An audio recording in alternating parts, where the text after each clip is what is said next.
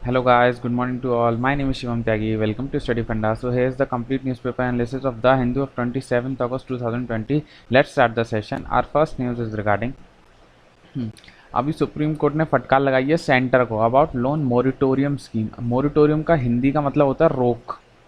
तो अभी आपको पता है कि ड्यूरिंग द लॉकडाउन ये बोला गया था कि जितने भी लोगों ने लोन लिया है उसको अपनी ईएमआई अभी पे नहीं करनी है। ईएमआई 6 महीने के लिए रोक दी गई थी। तो अभी सुप्रीम कोर्ट इसीलिए फटकार लगाया सेंटर को कि आप आरबीआई के पीछे मत छुपिए, जो भी बात है रिलीफ की आप खुल के सामने बोलिए, क्योंकि अब लॉकडाउन हट गया, अब ईएमआई सबको पे करनी पड़ेगी।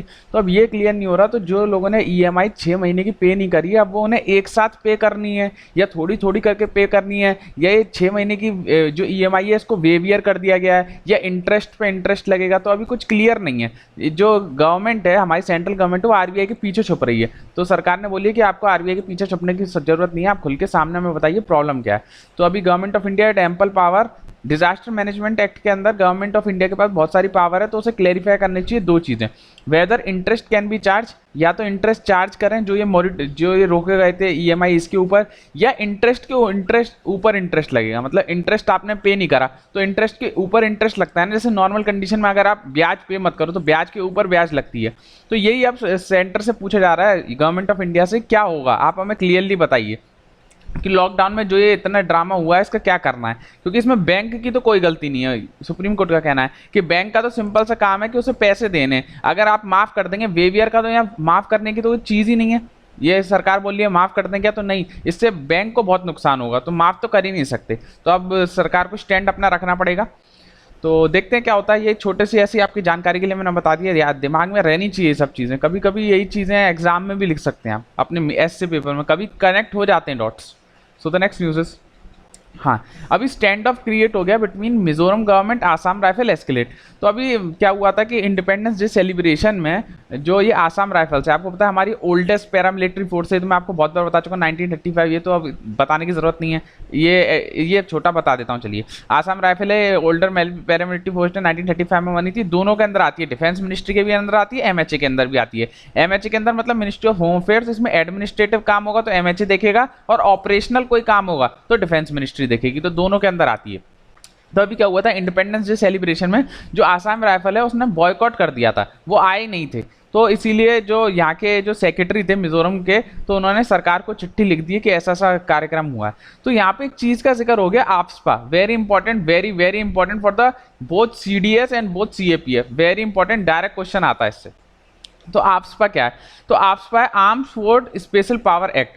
किसी भी स्टेट में हम ये आफ्सपा लगा सकते हैं। ये कहाँ पे लगती है, डिस्टर्ब्ड एरियाज में। जो भी डिस्टर्ब्ड एरियाज होते हैं वहाँ पे हम आफ्सपा लगाते हैं। आफ्सपा क्या है, वहाँ मिलिट्री डिप्लॉय हो जाती है। और ये डिस्टर्ब्ड एरिया जो है, ये कौन बताता है कि डिस्टर्ब्ड एरिया है, तो इसको डिक्लेयर करने की पावर इन लोगों के पास है। या तो सेंट्रल गवर्नमेंट बोलेगी, या उस स्टेट का गवर्नर बोलेगा, या उस स्टेट का एडमिनिस्ट्रेटर बोलेगा, लेफ्टिनेंट जो हमारे ल्यूटिनेंट होते हैं वो सब, या ये सब बोलेंगे, तीन लोग। इन तीनों का आपको नाम ध्यान रखना पड़ेगा। यही डिसाइड कर सकते हैं किसी स्टेट और यूटी को एज अ डिस्टर्ब्ड एरिया। कौन कौन, या तो सेंट्रल गवर्नमेंट, या गवर्नर, या एडमिनिस्ट्रेटर ऑफ यूटी।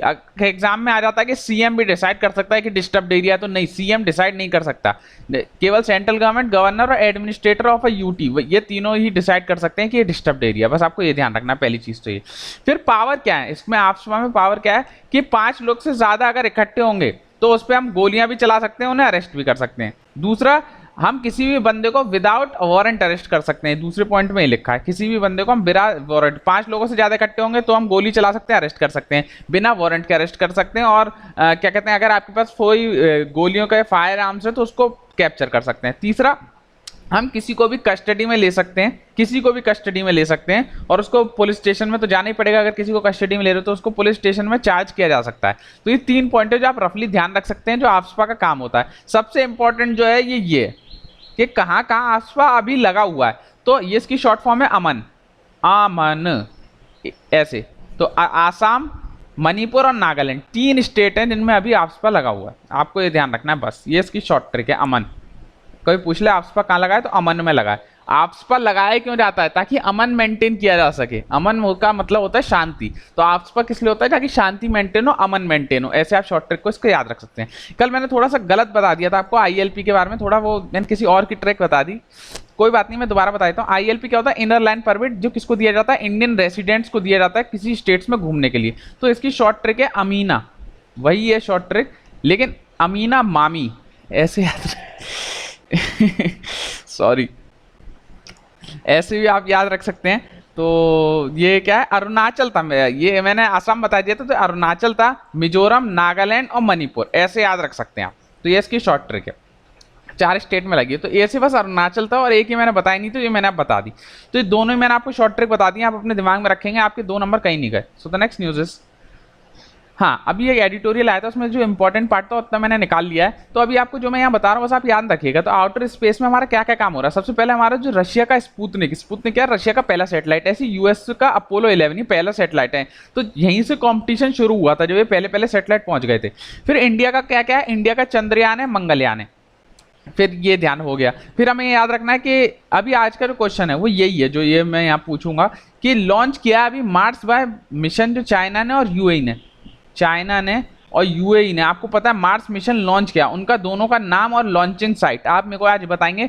मैं बहुत बार बता चुका हूं आपको, ये अच्छे से कवर करा मैंने। तो आज चाइना यूएई आपको पता है मार्स पे जा रहे हैं, पिछले महीने की न्यूज़ है। तो इन लॉन्च का, इसका मतलब नाम क्या है सैटेलाइट का और कहाँ से लॉन्च हुआ, आज आप मेरे को ये बताएंगे। अभी आपको पता है स्पेस एक्स का पहला एस्ट्रोनॉट ट्रिप हो गया।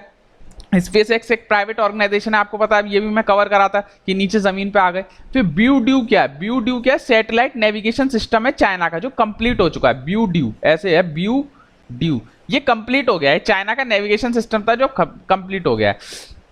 फिर space need for a space legislation, आपको पता है कि आउटर स्पेस के लिए, स्पेस एजेंसी के लिए इंडिया में कोई लेजिस्लेशन नहीं है। तो अभी इसकी जरूरत क्यों है? क्या कि स्पेस का भी एक लेजिस्लेशन हो इंडिया में? क्योंकि फ्यूचर प्लान बहुत ज्यादा है हमारे। फ्यूचर प्लान कैसे हैं? जैसे हमें लैंडिंग करानी है मून पे, आपको पता है हमें लैंडिंग इस बार हो नहीं पाई थी ढंग से। हमें फर्स्ट इंडियन सोलर ऑब्जर्वेटरी बनानी है, हमें क्रू ऑर्बिटल स्पेस फ्लाइट, आपको पता है मंगल चंद्रयान जा रहा है अगले साल। The installation of a modular space station बनाना है हमें 2030 तक। अभी आपको पता है जो स्पेस स्टेशन है वो केवल यूएस और रशिया मिलकर ये चलाते हैं ऊपर स्पेस स्टेशन। तो हमें भी अपना स्पेस स्टेशन बनाना है 2030 तक। तो हमारा कैलेंडर, इसलिए हमारे पास एक स्पेस लेजिस्लेशन होना चाहिए, अभी हमारे पास नहीं है। एग्जाम में पूछा जाएगा ये इन स्पेस क्या चीज है? इन स्पेस ये बहुत इंपॉर्टेंट चीज है, अभी अभी बनी है, इसलिए ये एक ऑटोनॉमस ऑर्गेनाइजेशन है। किसकी ऑर्गेनाइजेशन है? डिपार्टमेंट ऑफ स्पेस की। ध्यान रखिएगा, ऑटोनॉमस ऑर्गेनाइजेशन है, किसकी है? डिपार्टमेंट ऑफ स्पेस की। इसकी फुल फॉर्म याद रखिए, Indian National Space Promotional and Authorisation Centre. इसमें क्या होगा? इसमें प्राइवेट प्लेयर्स को भी अलाउ किया जाएगा। अभी तो ये आपको पता है जितना भी काम धाम होता है ऊपर जाने का, ये केवल हमारे यहाँ इसरो करती थी, लेकिन जब ये इन स्पेस आ जाएगी तो इससे हम प्राइवेट प्लेयर्स को भी हम प्रोत्साहन देंगे और उनसे हम सामान बनवाएंगे ताकि वो लोग भी ऊपर जा सकें। जैसे स्पेस एक्स एक प्राइवेट ऑर्गेनाइजेशन है, वो भी हेल्प कर रही थी नासा को, ऐसे ये इन स्पेस जो है अभी इसरो को हेल्प करेगी। इन स्पेस क्या है? आपको फुल फॉर्म याद रखनी है, किसकी ऑर्गेनाइजेशन है? डिपार्टमेंट ऑफ स्पेस की ऑटोनॉमस ऑर्गेनाइजेशन। ये किसके लिए? ताकि इन्वॉल्वमेंट हो सके प्राइवेट प्लेयर्स का, बस ऐसे शॉर्ट में याद रखना है। फिर ये क्या है? ये है आउटर स्पेस ट्रीटी। इसमें जिक्र हुआ था तो मैं बता देता हूँ, कभी कभी शॉर्ट में ध्यान रखिए। आउटर स्पेस ट्रीटी हुई थी, ये कब हुई थी? ये हुई थी 1967 में। किस किस ने साइन करी थी? यूएस ने, यूके ने और सोवियत यूनियन ने, इन तीनों ने ही साइन करी थी। ये तीनों ही ऐसे कंट्री हैं जो मार्स पे पहुंच चुके हैं, आपको पता होगा तीनों मार्स में पहुंच चुके हैं। चौथा हमारा इंडिया है, इंडिया जो है चौथा है। चाइना कभी पहुंच ही नहीं पाया अभी तक, तो इस बार देखते हैं पहुंचता है कि नहीं।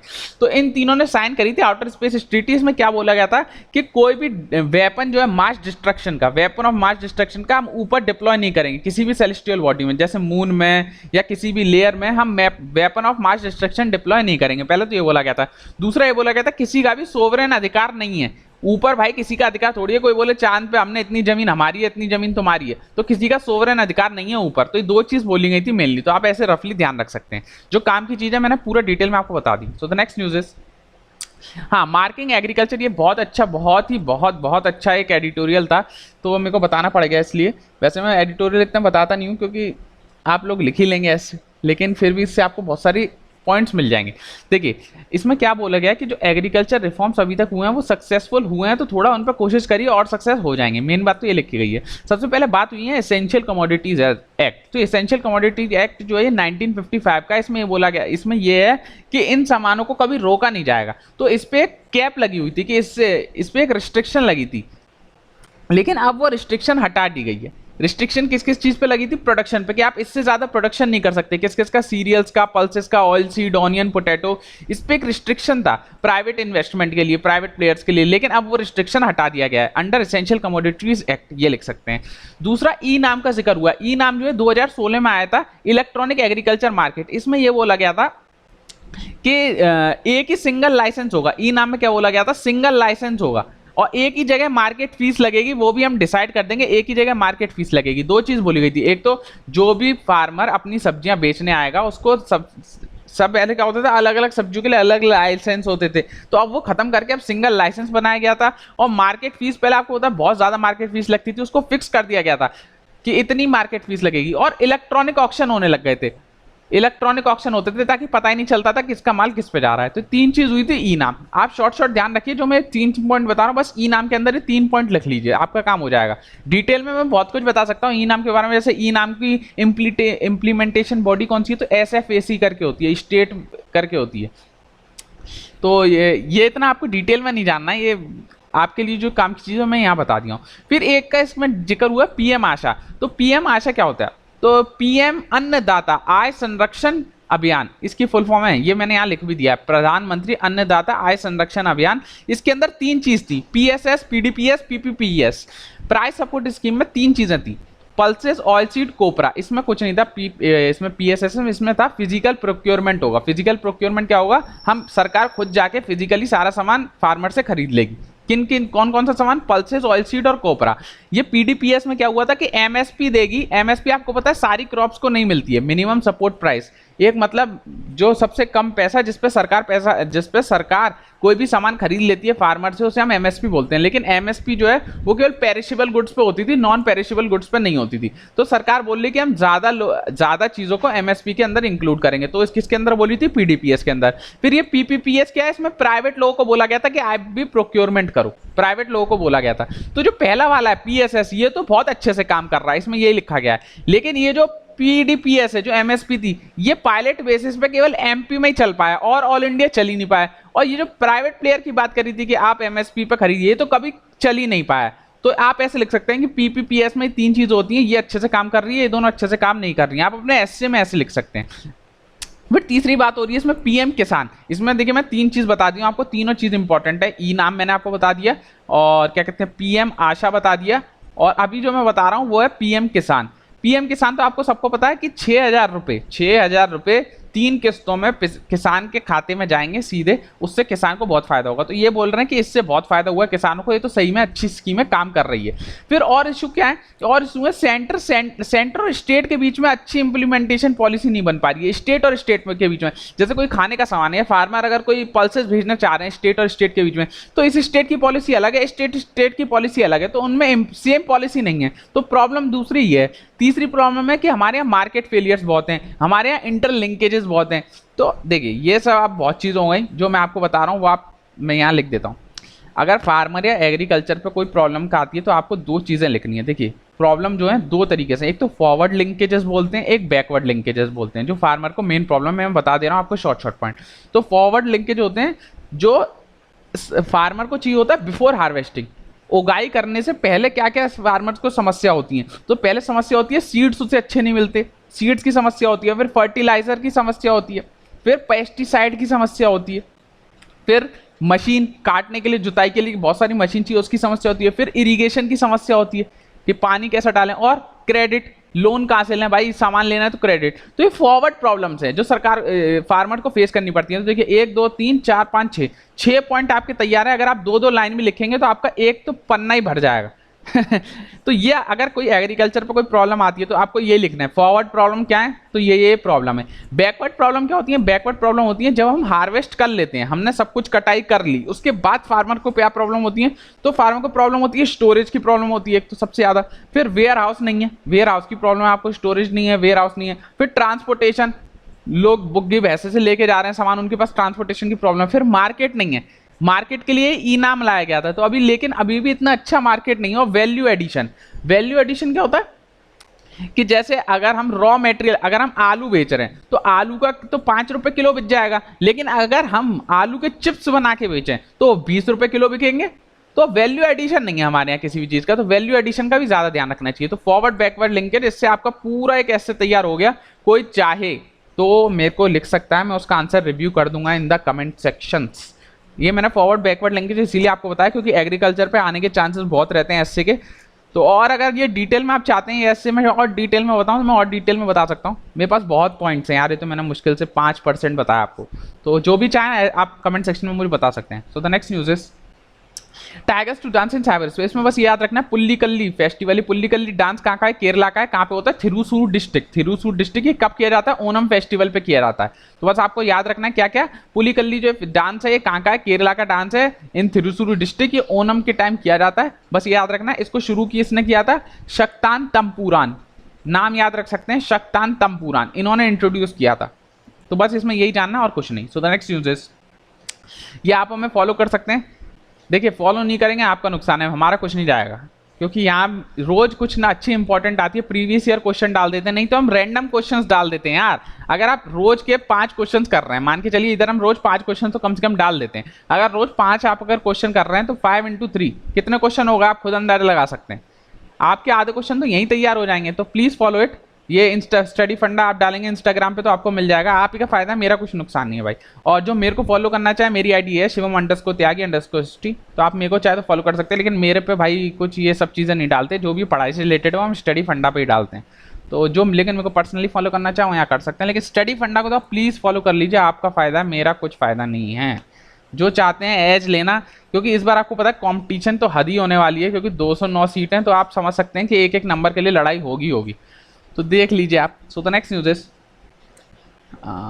ठीक है, अभी गुजरात टॉप करा एक्सपोर्ट इंडेक्स नीति आयोग। तो अभी नीति आयोग की रिपोर्ट आई थी। नीति आयोग की कौन सी रिपोर्ट आई थी? Export preparedness index. तो बस आपको याद रखना है एक्सपोर्ट प्रिपेयर्डनेस इंडेक्स निकालता कौन है? तो नीति आयोग। बस ये याद रखना है। कौन सी? इंडिया की। तो बहुत याद रखे करिए, नीति आयोग तो आए दिन रिपोर्टें निकालता है। तो ये वाली तो बहुत इंपॉर्टेंट है, एक्सपोर्ट प्रिपेयर्डनेस इंडेक्स। इसमें टॉप कौन करा है बस आपको याद रखना है। एक्सपोर्ट प्रिपेयर्डनेस इंडेक्स में गुजरात टॉप करा है, निकालता कौन है? नीति आयोग। बस आपका काम हो गया, और कुछ आपको डिटेल में नहीं जानना है। सो नेक्स्ट न्यूज इज, हाँ, Rajya Sabha chairman rights to panel head on rules. इसमें जो बात हो रही है पार्लियामेंट्री स्टैंडिंग कमेटी। तो आपको याद रखना चाहिए पार्लियामेंट्री स्टैंडिंग कमिटीज क्या होती हैं। तो एक कमिटीज होती हैं जो बनाई जाती हैं, 2 तरह की होती हैं, आपको याद रखना है। एक तो स्टैंडिंग कमेटी होती है, एक एडहॉक कमेटी होती है। तो ये स्टैंडिंग कमिटीज होती हैं और एडहॉक। तो स्टैंडिंग कमिटीज होती हैं, क्या होती हैं कि ये हर साल चुनी जाती हैं, या तो एनुअली चुनी जाएंगी, या इनका टाइम पीरियड होता है, टाइम टू टाइम चुनी जाती हैं। और ये परमानेंट होती हैं, टाइप परमानेंट होती हैं। और एडहॉक बॉडी जो होती है नॉन परमानेंट होती हैं। जब कोई जरूरत महसूस होती है सरकार को कि इस चीज के लिए हमें कोई बॉडी बनानी चाहिए इस डिसीजन को लेने के लिए, तो सरकार एडहॉक कमेटी बनाती है। तो स्टैंडिंग जो होती है परमानेंट होती है, एडहॉक जो होती है नॉन परमानेंट होती है। एनुअल या टाइमली बनती है, ये कभी भी बन सकती है ऑन प्रॉब्लम अराइजन के टाइम पे एडहॉक कमेटी बनती है। तो यहाँ पे यही बात हो रहा है कि जितनी कमिटीज हैं, इनको जो भी मैटर हो रहा है लोकसभा या राज्यसभा में, वो डिस्क्लोज नहीं करना चाहिए मीडिया के सामने। अभी क्या होता है, जितनी कमिटी है सारा जो भी डिटेल है वो सारा डिस्क्लोज कर देते हैं मीडिया के सामने। तो ऐसा बोलेगा कि सारी चीजें आप डिस्क्लोज मत रखिए, कुछ कॉन्फिडेंशियल रहने दीजिए। ये किस चीज में लिखा गया है कॉन्फिडेंशियल वाला मामला? तो रूल 270 इतना डिटेल में नहीं जानना, जो जानने वाली बात थी वो ये थी। न्यूज इतनी इंपॉर्टेंट नहीं थी हमारे लिए। So the next news is, हाँ, यूएस ने ब्लैकलिस्ट कर दिया 24 Chinese firm amid South China Sea. तो यूएस ने अभी चाइनीज की 24 फर्म को बैन कर दिया। क्यों बैन किया गया है? क्योंकि चाइना साउथ चाइना सी में आपको पता है कि चाइना कब्जा कर रहा है। इसी को देखते हुए 24 चाइनीज फर्म्स को बैन किया गया है बाय यूएस। आपको याद रखना, कहीं आप आंसर में यूज कर सकते हैं कि यूएस क्या यूज कर रहा है ताकि चाइना की हेजेमनी को कम किया जा सके। और इंडिविजुअल को भी बैन कर दिया, बहुत सारे इंडिविजुअल को भी अमेरिका ने बैन कर रखा है। तो आपको पता है साउथ चाइना सी वाला ऑलरेडी मैं बहुत बार कवर कर चुका हूँ। इसमें आपको पूरा SEZ के बारे में बताऊँ। अगर जिन लोगों को दोबारा समझना है तो आप कमेंट सेक्शन में बताइएगा, मैं कल इसे कवर कर दूंगा। साउथ चाइना सी में चाइना कवर करना क्यों चाहता है? पहली बात तो ये, क्योंकि 90% of the potential energy rich, 90% region जो है साउथ चाइना का वो एनर्जी रिच है। वहां इतना सारा एनर्जी है, इसलिए चाइना कवर करना चाहता है साउथ चाइना सी का। यहाँ पे एक रीफ का नाम है जॉनसन साउथ रीफ। कहाँ पर है? Spratly island. ये स्पार्टली आइलैंड कहाँ है? साउथ चाइना सी में। आपको बहुत बार दिखा भी चुका हूँ, तो याद रखिएगा जॉनसन साउथ रीफ कहाँ पे है? स्पार्टली आइलैंड में। स्पार्टली आइलैंड कहाँ है? चाइना, साउथ चाइना सी में। तो बस आपको याद रखना है रफली, और कुछ नहीं। So the next news is, हाँ, इसराइल हैशटैग हजीबुल्ला पोस्ट। अभी हजीबुल्ला क्या है? हजीबुल्ला जो है ये लेबनान की शिया मिलिटेंसी ग्रुप है, बोलते हैं ऐसा। किसके द्वारा बोला जाता है? इजराइल के द्वारा बोला जाता है कि हिजबुल्लाह जो है वो लेबनान का, शिया लोग तो हैं, ये मिलिटेंट इजरायली ग्रुप है।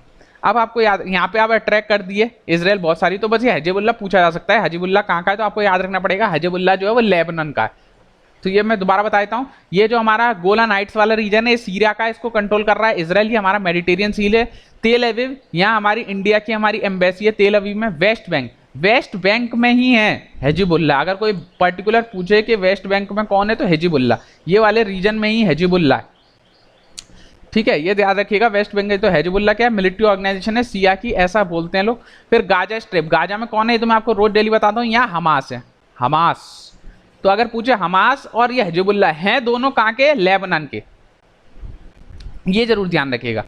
तो इसमें तो ये हो गया। हाँ, अरे लेबनान तो ऊपर है, सॉरी, कुछ गड़बड़ बता दिया क्या मैं? नहीं सही है। इजराइल से स्ट्राइक हिजबुल्लाह पोस्ट इन लेबनान। हाँ, हिजबुल्लाह की जो पोस्ट थी वो लेबनान में थी। हाँ ठीक है थोड़ा कंफ्यूजन हो गया, सॉरी। तो क्या कहते हैं, ये हिजबुल्लाह यहाँ का नहीं है, वेस्ट बैंक का नहीं है, आप ध्यान रखिएगा। हिजबुल्लाह वेस्ट बैंक का नहीं है, हिजबुल्लाह लेबनान का, बस ये ध्यान रखिएगा। इनकी जो पोस्ट है टेरिटरी वो लेबनान में भी थोड़ी सी है। ये इजिप्ट है, हमास जो है वो गाजा स्ट्रिप की है, सऊदी अरेबिया है, डेड सी है। इतना डिटेल में आपको जानने की जरूरत नहीं है, जितना मैं बता रहा हूँ बस उतना ही जानिएगा, इसमें बहुत डिटेल में लिख रहा है। लेकिन हिजबुल्लाह की कुछ पोस्ट जो है वो लेबनान में है, उनको गिराया गया है, बस ऐसा बोला गया है। बस इतना काम आपका हो जाएगा, आपको डिटेल में जानने की जरूरत नहीं। So the next news is are over. जो कल का आंसर था वो मैंने पूछ लिया आपसे, शारदा एक्ट। जो कल का आंसर मैं पूछा था 18 और क्या कहते हैं 14 जो उम्र रखी गई थी वो किसमें? शारदा एक्ट में। तो ये हो गया। आज का क्वेश्चन जो मैंने पूछा है वो आप बता सकते हैं। जो चाइना ने मार्स मिशन करा है और जो यूएई ने मार्स मिशन करा, उनका नाम क्या है? मैं ऑलरेडी कवर कर चुका हूँ, किस जगह से करा है वो बहुत इंपॉर्टेंट है। तो आज आप मेरे को बताएंगे। You can follow me and study फंडा टू, प्लीज फॉलो स्टडी फंडा, और please like share and subscribe. कोई भी दिक्कत है आप कमेंट सेक्शन में भरपूर लिखिए, मैं पक्का उसका रिप्लाई दूंगा। और आप चाहते हैं कि एग्रीकल्चर पे आज मैंने थोड़ा सा आपको हिंट दिया कि ऐसे कैसे लिखा जाता है, कैसे पॉइंट्स तैयार किए जाते हैं। जैसे अगर आपके पास कोई ऐसे आता है माई चांस लिखने के लिए, तो आप ऐसा थोड़ी कि ऐसे आप लिखने बैठ गए, वो आप लिख ही नहीं पाएंगे कभी भी ऐसे। अच्छा, जैसे आपने एक ऐसे पढ़ा, एक लाइन पढ़ी, तो लास्ट में आप जाइए, आप लास्ट में एक एक पॉइंट लिख लीजिए कि ये मेरे प्रोज हैं। 3-4 पॉइंट आप लिखिए, एक एक वर्ड प्रोज हैं, ये मेरे कॉन्स हैं इस एस्से के, ये 4 पॉइंट मेरे कौन से, और कंक्लूजन आधी लाइन का लिख लीजिए। आपका पूरा स्ट्रक्चर तैयार हो जाए, जब आपने स्ट्रक्चर तैयार कर लिया एस्से का, फिर आप आंसर लिखिए। देखिए आप कितनी स्पीड से आंसर लिखेंगे, आप एक बार घर पे ट्राई करके देख लीजिए। अगर आप टोटल एस्से नॉर्मल 15 मिनट में लिखते थे, तो ऐसे भी आप करेंगे तो आपको 15 मिनट ही लगेंगे और आप अच्छा आंसर लिख पाएंगे। तो आप ऐसे पीछे पहले ट्राई करिए, छोटा छोटा लिख लीजिए। इसको ट्राई करने में मुश्किल से 2 या 3 मिनट जाते हैं। उसके बाद जब हम इतनी स्पीड से यहाँ पे लिखते हैं, क्योंकि फिर यहाँ में सोचना नहीं पड़ता, आपका सोचने का सारा काम तो यहाँ हो गया और यहाँ एक फेयर आंसर निकल के आता है। तो जो मैंने देखिए छोटे छोटे पॉइंट्स बताए, उनसे आपका पूरा आंसर तैयार हो जाएगा। जिनको शक है वो एक बार उन पॉइंट से आंसर लिख के देख लें। और आप चाहते हैं कि मैं ऐसी और चीजें इंक्लूड करूं, तो आप प्लीज कमेंट सेक्शन में बताइएगा। Please like share and subscribe. Thank you guys, take care, अपनी हेल्थ का ध्यान रखेंगे, खूब मेहनत करेंगे। Bye bye, take care all, bye.